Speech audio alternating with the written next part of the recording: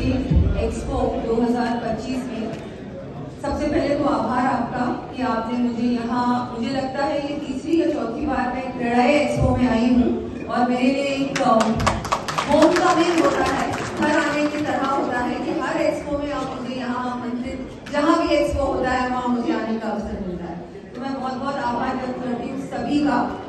हमारे यहाँ पधारे हमारे माननीय यूडीएच मंत्री झावर सिंह जी खर्रा साहब, हमारे विधायक साहब बाल मुकुंदाचार्य जी महाराज, सीआर चौधरी जी, संजय गुप्ता जी, गोपाल गुप्ता जी, रविंद्र प्रताप सिंह जी,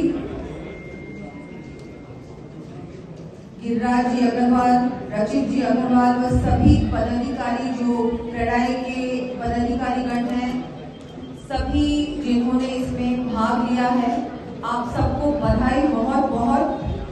ये आपका मुझे लगता है कि कौन सा एडिशन है, कितने साल हो गए अपने एक्सपो के?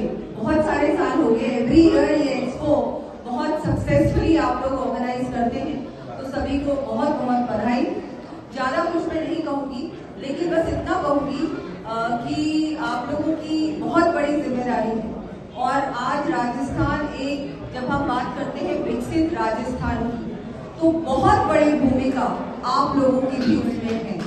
तो मैं आपको ये जो एक सफर होगा जिसमें हम सब मिलकर विकसित राजस्थान बनाएंगे, 2047 का जो सपना है विकसित भारत बनाने का, प्रधानमंत्री जी बार बार इसका जिक्र करते हैं और राजस्थान भी अब उस कड़ी में जुड़ चुका है। एक डबल इंजन की सरकार राजस्थान में स्थापित हो चुकी है। तो जब हम विकसित राजस्थान की ओर बढ़ रहे हैं तो आप लोगों की भूमिका बहुत बड़ी है, बहुत महत्वपूर्ण है।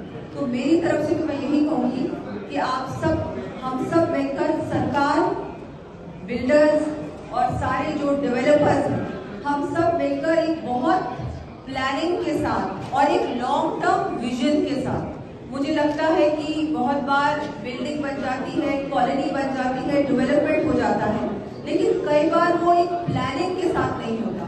तो हम उस पर भी ध्यान दें और जितना हो सके उतना इन्वायरमेंट फ्रेंडली टेक्निक्स को अपनाएं, जितना हो सके उतना ग्रीन पे ध्यान दें। बिकॉज अब हमारा जो देश है वो सस्टेनेबल की ओर जा रहा है, नॉट जस्ट देश, पूरा विश्व जा रहा है कि हमको जो भी अब बनाना है, जो भी नया निर्माण होगा, चाहे रोड्स बनेगी, बिल्डिंग्स बनेगी, कुछ भी बनेगा, it has to be sustainable, it has to be environment friendly, otherwise it is of no use।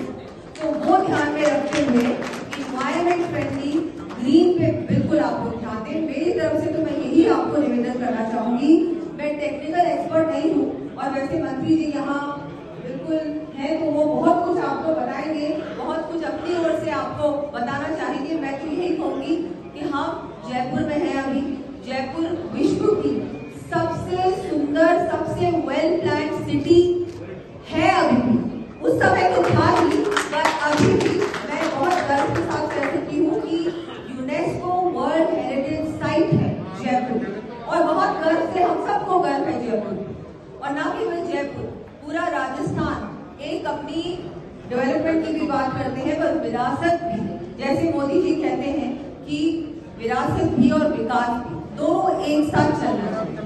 तो आप जो भी नया कंस्ट्रक्शन करें और अगर कोई भी चाहे वो किसी भी पुराने शहर के आसपास अगर है, तो मैं ये भी निवेदन करना चाहूंगी कि उसकी जो एक्सटीरियर है, उसका जो हम लोग बात करते हैं फसाड है, उस पर ध्यान दें कि वो फसाड वैसा ही हो जैसे कि आसपास की हेरिटेज की बिल्डिंग्स हो। उस पर प्लीज, ये मेरा बहुत आपसे नम्र निवेदन है कि उस पर प्लीज आप ध्यान दें, क्योंकि टूरिज्म भी मेरे पास है और मैं बार बार देखती हूँ कि बहुत सुंदर हमारा हेरिटेज एक पुराना मॉन्यूमेंट है या बिल्डिंग है।